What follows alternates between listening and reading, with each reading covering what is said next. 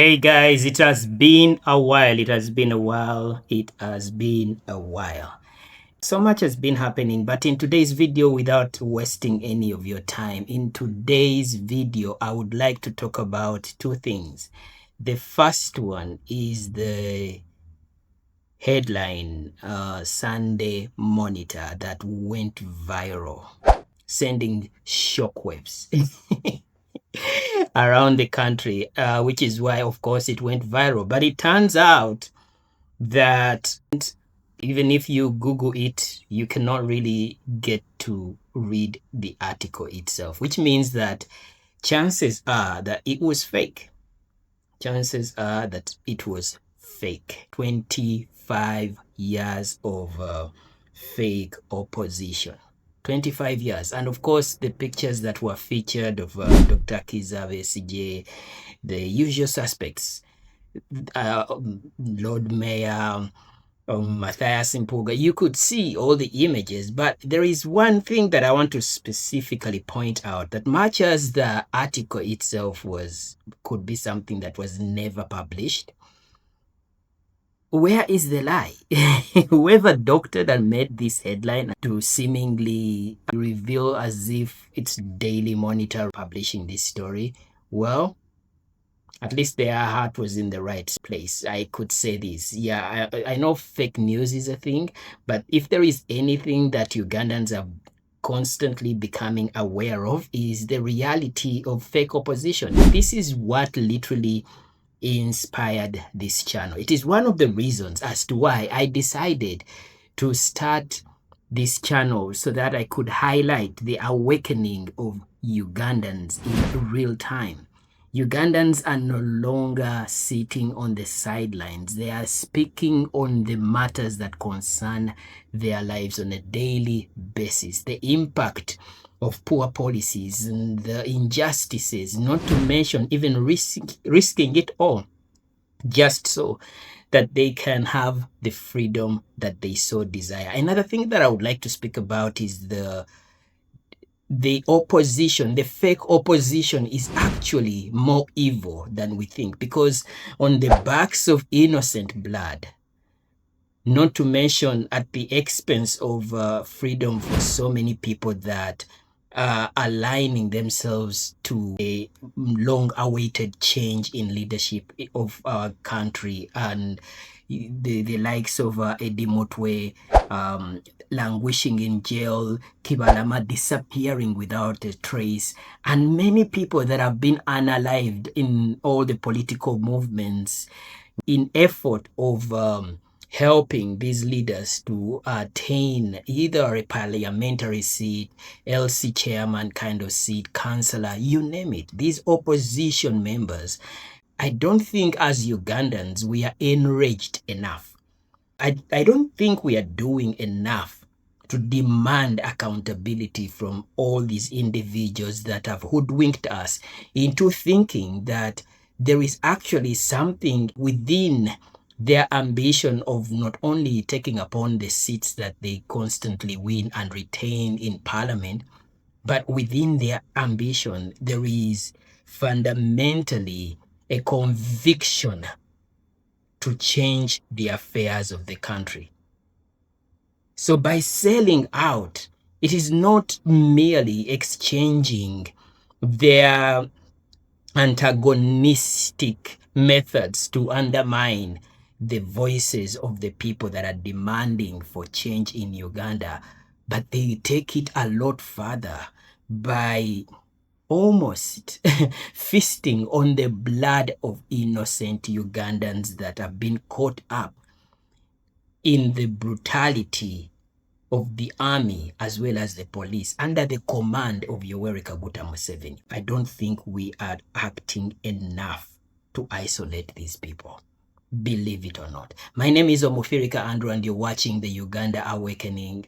This channel, like I've already specifically noted, is inspired by the voices of Ugandans that are constantly demanding that we should have justice in our country, and that it is within our constitutional right that Uganda is governed in a way that aligns with the democratic principles of any country that is seeking to progress from one generation to another.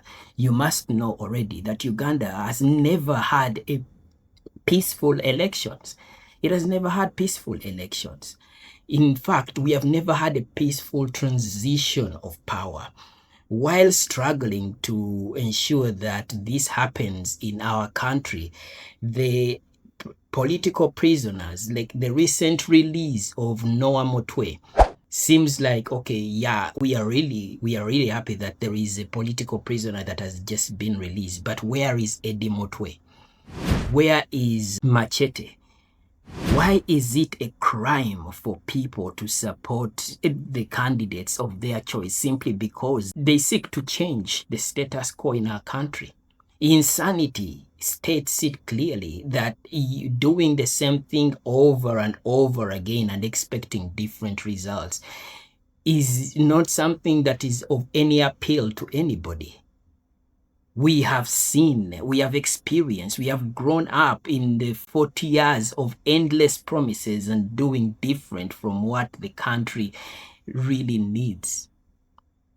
When you think about what was particularly evoked in the masses that shared the viral headline of 25 years of fake opposition, I can't help but imagine that there is also a sense of relief among so many people that have experienced a renewed sense of urgency to ensure that, okay, yeah, you cannot really fight for anything that you don't have any idea what magnitude it possesses.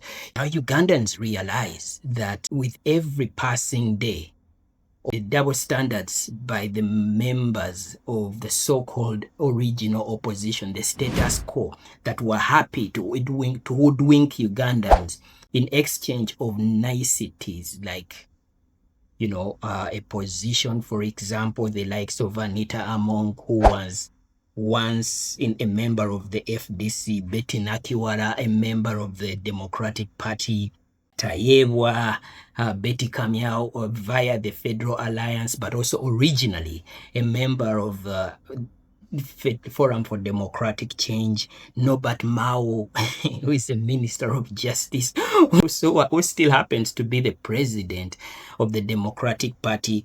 And then Betty Amonji Kena, the wife of the son of Milton Obote, a member of the UPC. These individuals are happy to follow the conviction, if you cannot beat them, join them. But all this comes at a very huge cost, at the expense of so many political prisoners over the years that have fallen victim of the ruthlessness with impunity that has been subjected to them simply for them stating that, you know what, we are for Paul Kawanga Semogerere, we are with their tormentors, in exchange of not only huge positions in government for the purpose of changing the status quo that constantly torments the people, chasing them off their land, stealing public funds, diverting money that is meant for infrastructure development to the point that people have to now put up with all these endless accidents that are claiming people's lives.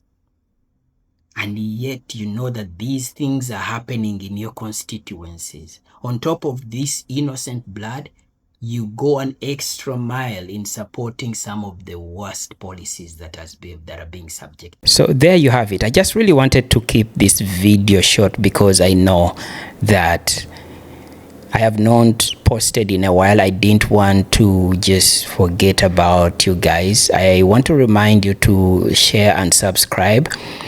Yeah, my phone overheated. So guys, you know that I am doing my best to keep you posted and share my opinion regarding what is happening in Uganda. This is now your opportunity to subscribe, like, and share this video. I would like to appreciate each and every one of you that has subscribed already. We are almost to reaching our goal day by day. I think right now we have already surpassed 200 subscribers. I am hoping so. I haven't checked, but if indeed we haven't, let us make it already 200 subscribers.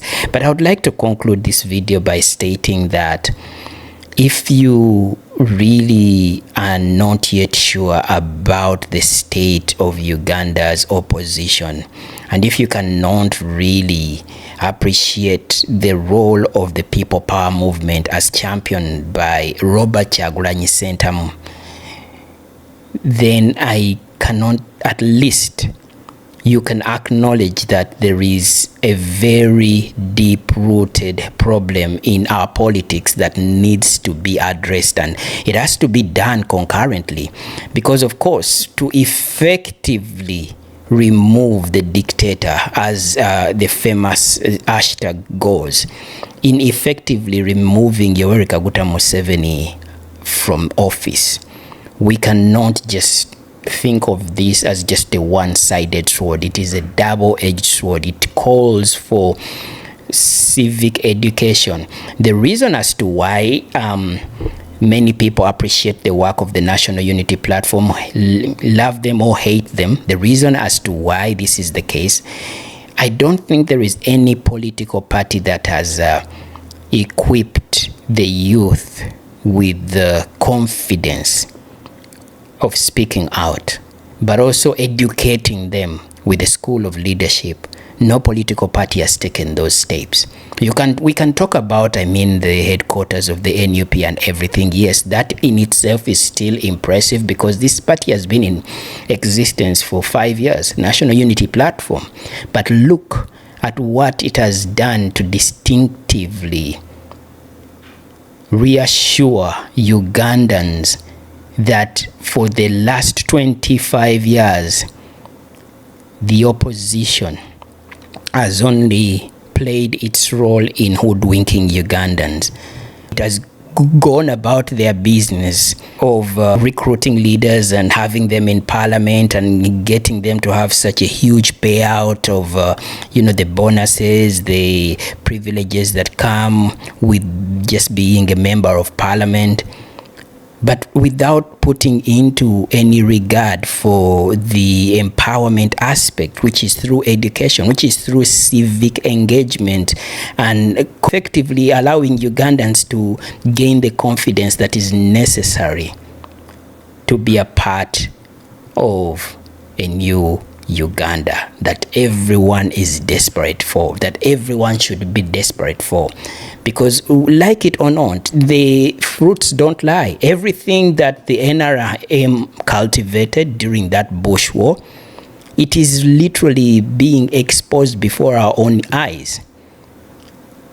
The guerrilla warfare, going behind people's back and antagonizing what is a lawful political party simply because you want to infiltrate and make sure that their light is blown out simply because yours is supposed to be brighter. So think about this as I close this video, and let me know what you think about this video. Like, share, and comment. Cheers. Bye.